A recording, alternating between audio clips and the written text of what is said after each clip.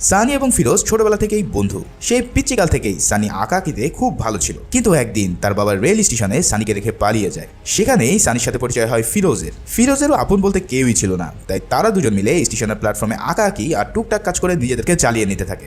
সানির আপন বলতে এখন কেবল তার নানাই বেঁচে ছিল, যদিও তার নানার সাথে সানির কখনোই দেখা হয়নি। একদিন খোঁজ পেয়ে তার নানা সানিকে খুঁজতে স্টেশনে চলে আসে। সেখানে তার নানা সানিকে পেয়ে গিয়ে তাকে নিয়ে চলে আসে, আর সেই সাথে সানি তার নানাকে অনুরোধ করে ফিরোজকে যেন তার সাথে নেওয়া হয়।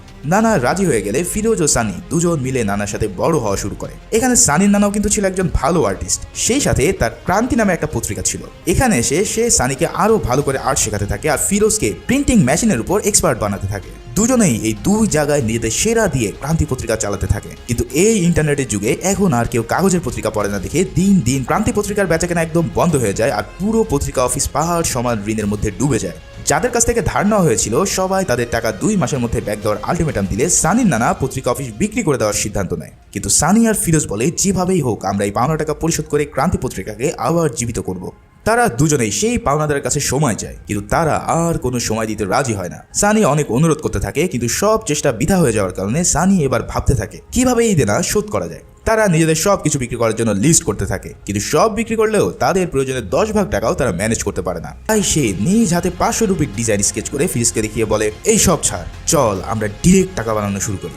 ফিরোজ এই ডিজাইন দেখে বলে, ভাই তোর কি মাথা খারাপ হয়ে গেছে? আমরা এই ঝামেলার জন্য ইল্লিগাল কাজে জড়িয়ে যাব, আর পুলিশ একবার যদি আমাদেরকে ধরতে পারে তাহলে আজীবনেও আমরা জেল থেকে বের হতে পারবো না। এছাড়া টাকা বানানো কি এত সোজা যে স্ক্যান করে প্রিন্ট করলে আমার হয়ে গেল? তখন সানি বলে, আরে এই নোট তো কোনো রক্তে মাংসের মানুষই বানিয়েছে, তাই না? দেখ, আমি আর্ট ও ডিজাইন এক্সপার্ট, আর তুই প্রেস মেশিনে। তোর চেয়ে ভালো কাগজ কালি প্রেস মেশিনের কাজ এই অঞ্চলে আর কেউ করতে পারে না। তাই আমরা দুজন মিলে যদি ট্রাই করি, নিশ্চিত এই ফেক নোট বানাতে পারবো। আর যা আমরা জানি না তার জন্য তো ইউটিউব রয়েছে। এই সব শুনে ফিরোজও কনভিন্স হয়ে যায়, আর তারা শুরু করে জাল টাকা বানানোর মিশন।